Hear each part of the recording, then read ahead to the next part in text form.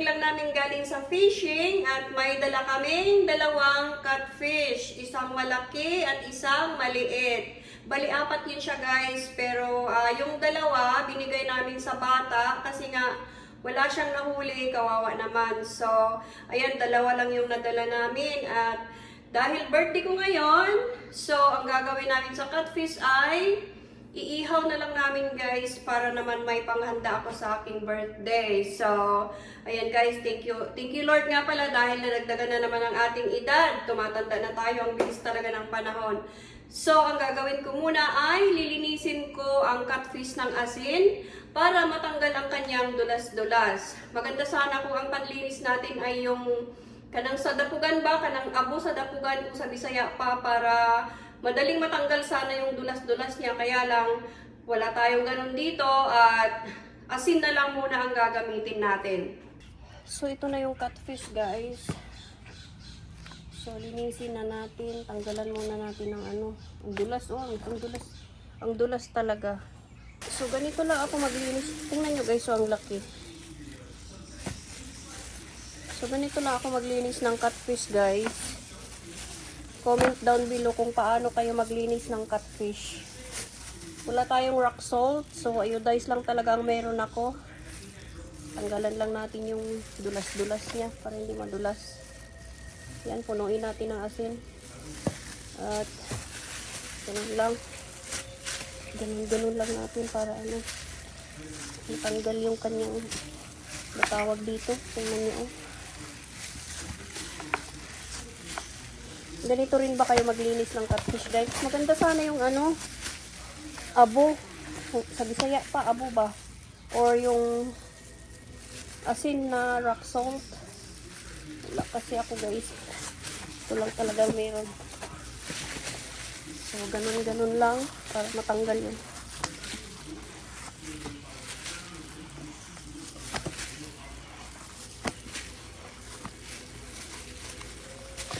Grabe, ang dulas.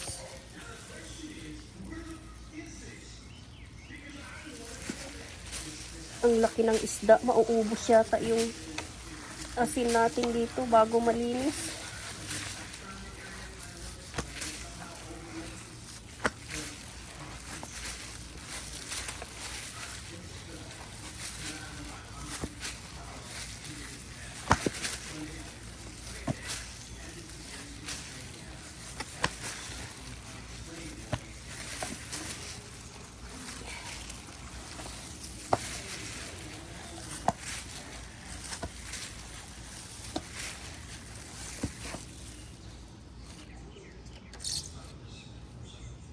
Ito naman yung isa guys. Oh, hindi gaano malaki yung isa. So, linisin din natin. Ayan, gumagalaw-galaw pa. Mahapdi ba? Sorry. Sorry. Lilinisin na kita dahil lulutuin na kita.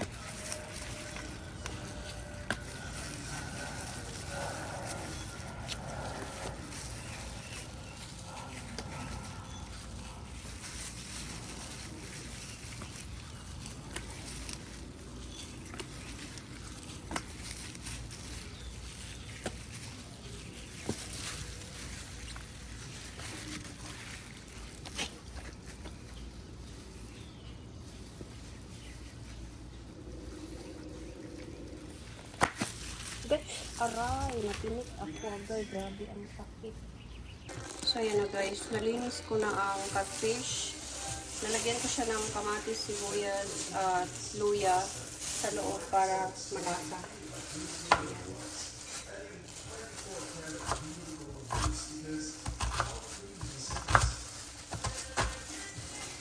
Laki naman ng gloves oil.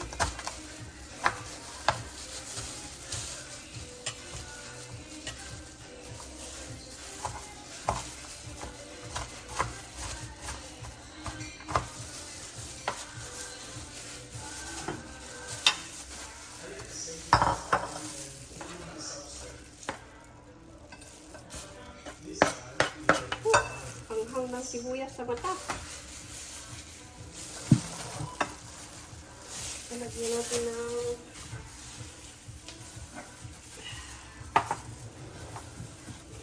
paminta.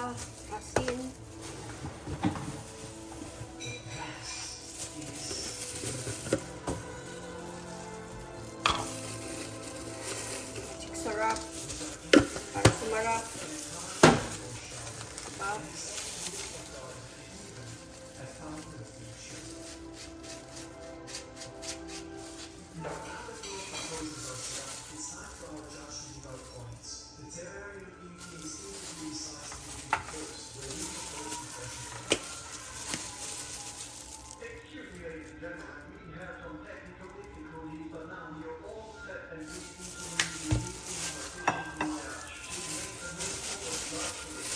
Tapos dahon ng sibuyas. So dahil may tanim ako ditong sibuyas guys, mapapakinabangan ko na siya ngayon. Tatanggalan ko siya ng ng malalaking talbos. Ayan. Lalagay ko lang sa catfish.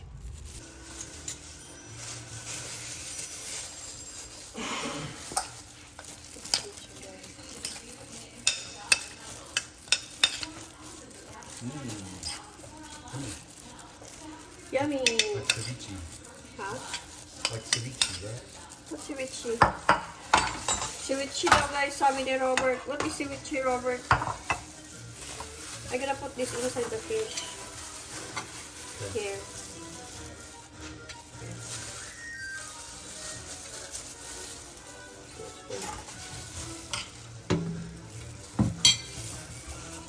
Madali lang siyang lagyan kasi malaki siya, hindi mahirap.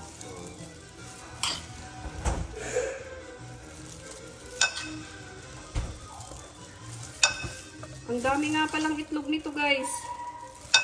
Buntis pala siya. Sayang. Maraming babies pa sana.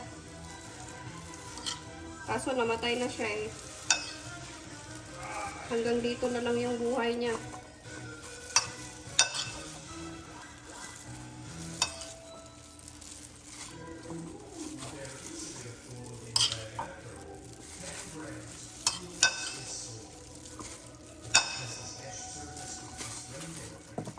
Kulang.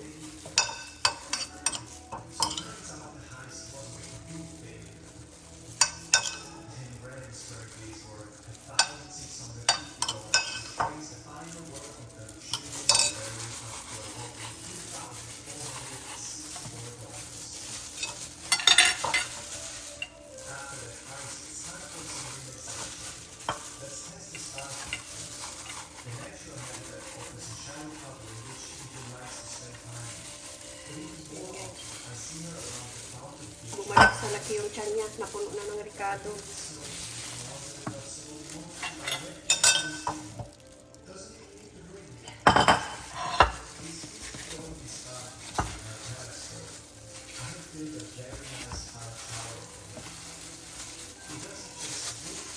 Iwain natin ang konti.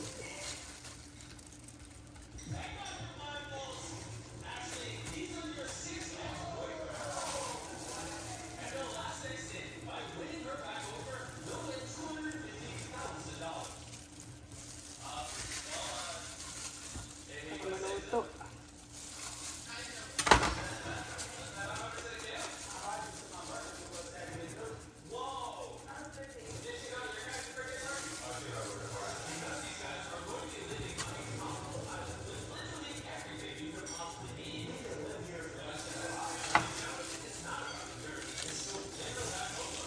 So yan guys, ready na ang ating isda. Ang susunod ay gawa na tayo ng apoy.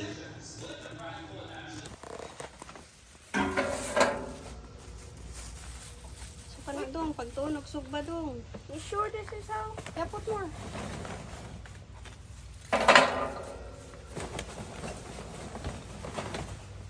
He wants to do it. Hmm? He's excited. Are you excited? Are you excited, John Mark? Don't you use your hands with gloves? That's fine. Yeah, you can wash it later. Okay, put more. Pour it in there. Yeah, but it's too heavy. Yay, we're making barbecue. Catfish barbecue. Si John Mark ang naghaling. First time niya maghaling, first time niya mag-barbecue ng isda. Excited guys siya.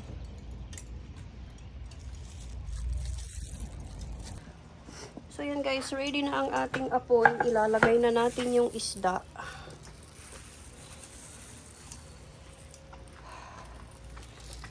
Yahoo! Uy, ang laki. Hindi natin matakpan. Like this. I think we need to cover that.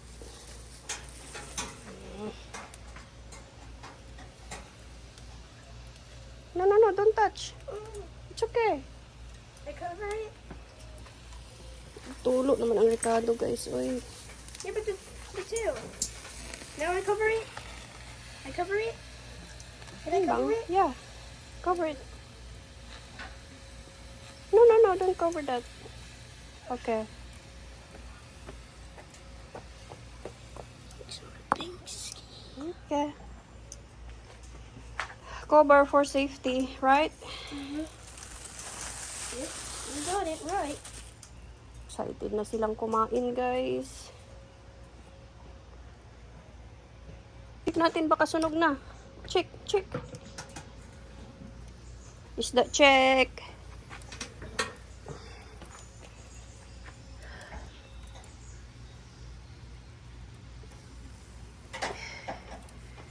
Baka naman dumikit dyan, Mark. Hindi pa mainit yung ano.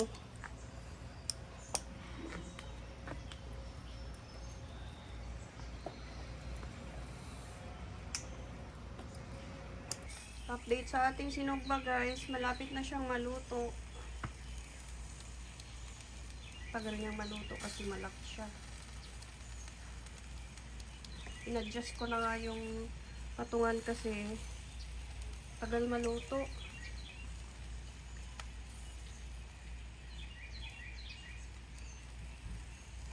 Nangangamoy na. Tapos ang sausawan, tuyo, kalamansi. Wala naman kaming sili.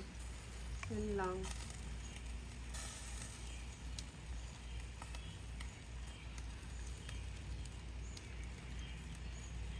So yan na guys. Naluto na ang aking inihaw na catfish. Natanggal yung balat niya guys. Ang tagal kasi naluto. Tapos nagmamantika. Ayan. Let's eat na.